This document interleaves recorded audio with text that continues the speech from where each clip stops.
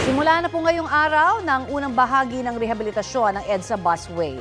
Ano naman kaya ang mga inaasahang pagbabago ng mga suki nito? Balitang hatid ni James Agustin.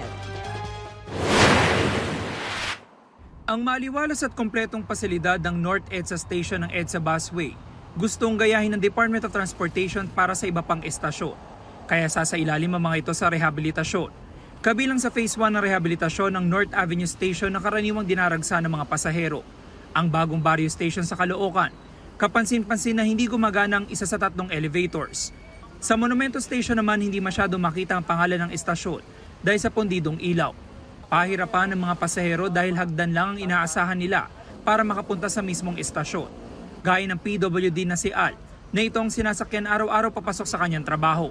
Siguro ayan nga sa hagdanan, kailangan baguhin, lagyan naman ng PW friendly naman yung kanilang paglakaran, di ba? Lagyan ng escalator o kaya elevator. Sa lahat naman yun makakatulong, hindi lang naman para sa akin. Kahit yung matatanda makakatulong.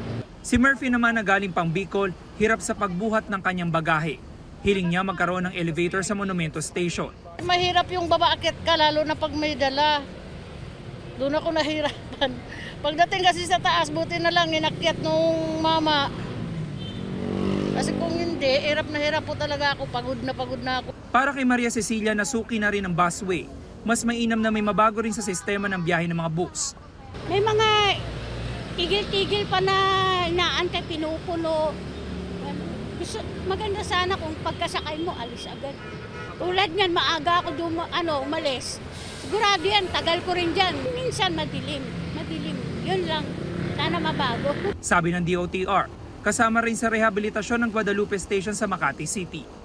James Agustin, nagbabalita para sa GMA Integrated News.